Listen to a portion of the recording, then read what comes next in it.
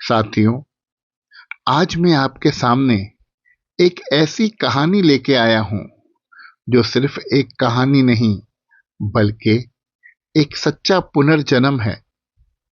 ये कहानी है एक वकील के पुनर्जन्म की जिसे अपना अधूरा केस याद था।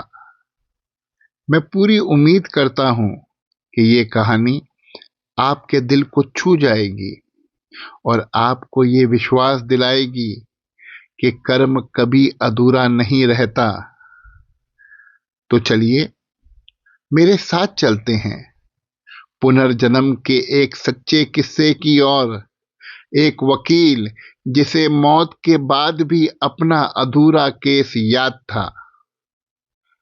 अलीगढ़ के डिस्ट्रिक्ट कोर्ट में एक ईमानदार और धार्मिक वकील थे, एडवोकेट ओम प्रकाश।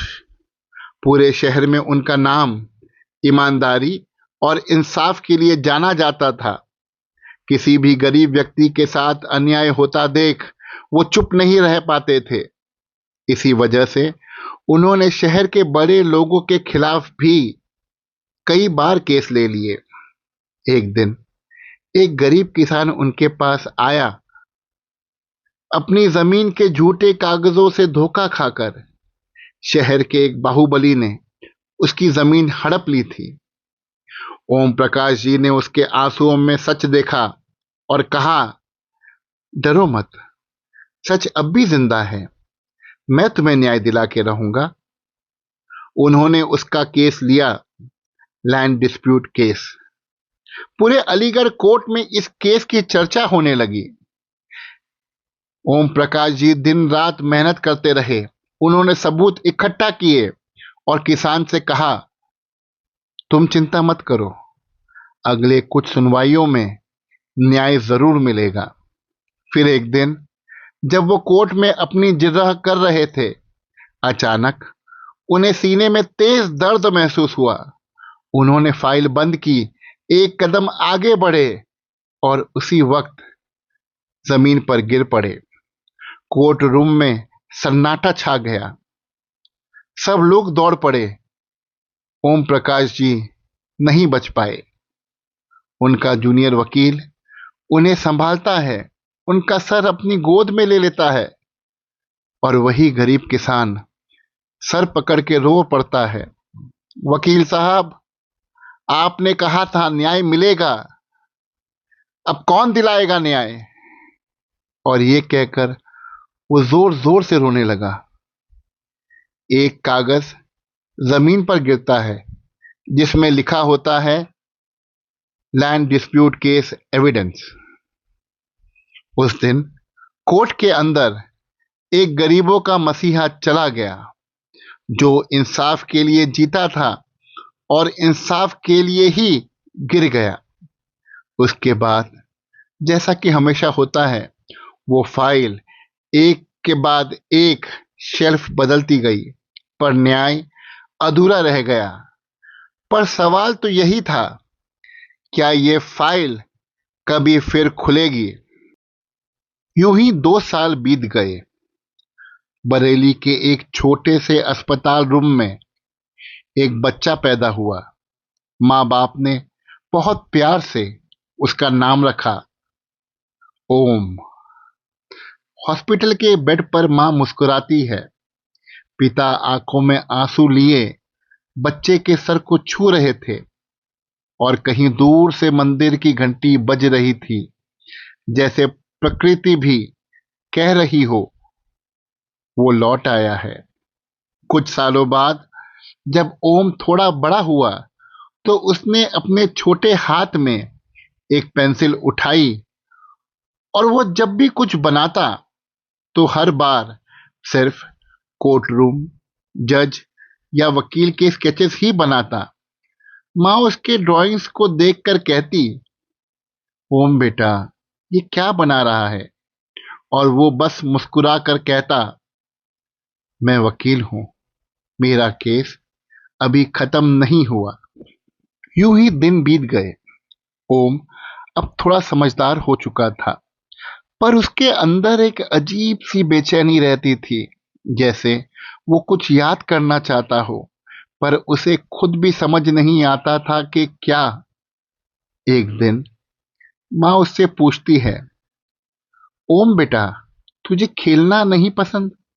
हर वक्त ये कागज और फाइल क्यों? ओम चुप था। थोड़ी देर बाद उसने धीरे से कहा, मुझे अलीगढ़ ले चलो, मुझे कोर्ट जाना है।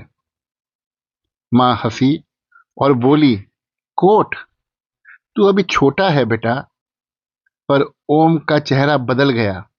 उसकी आंखों में एक अजीब सा भरोसा था, जैसे वो कुछ याद कर गया हो।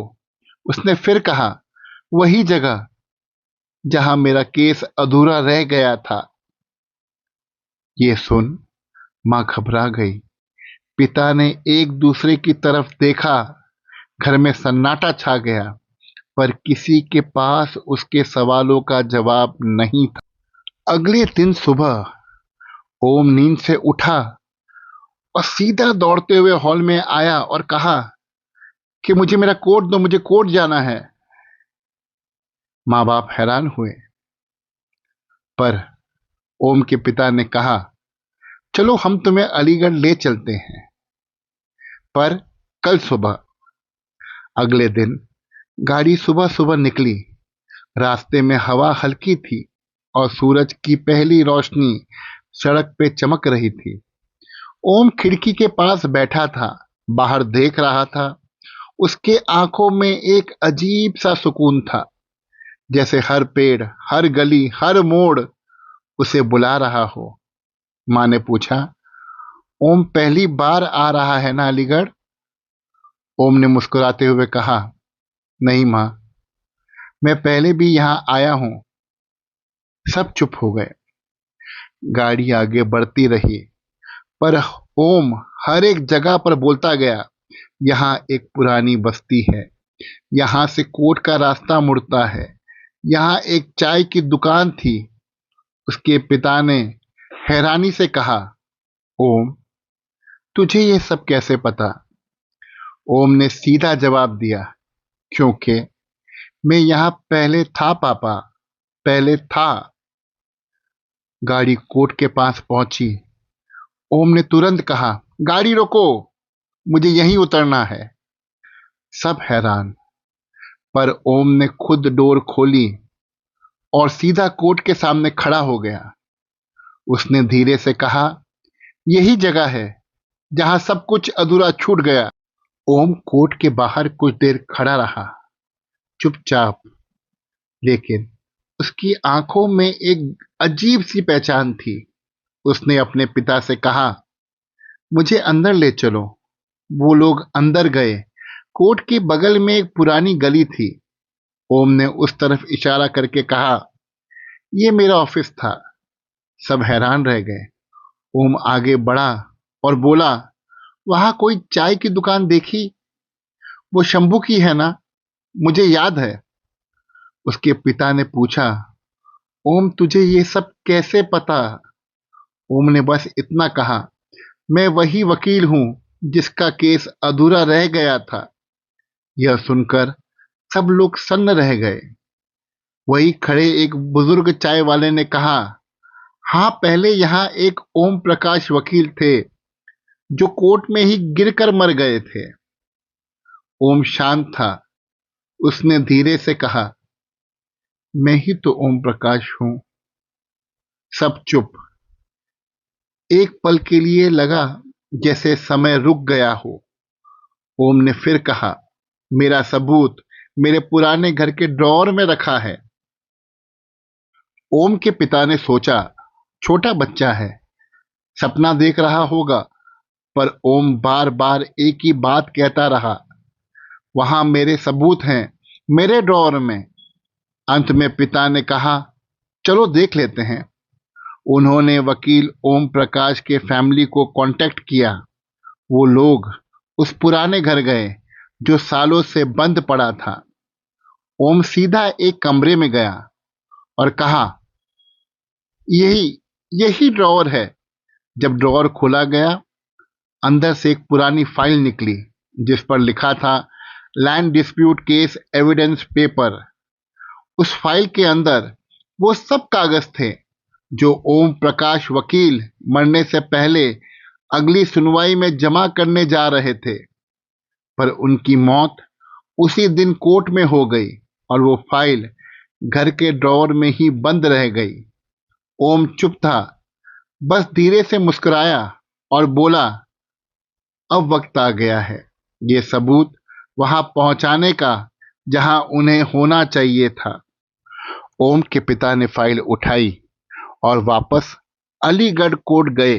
जज के सामने जब वो कागज रखे गए तो सब लोग हैरान रह गए।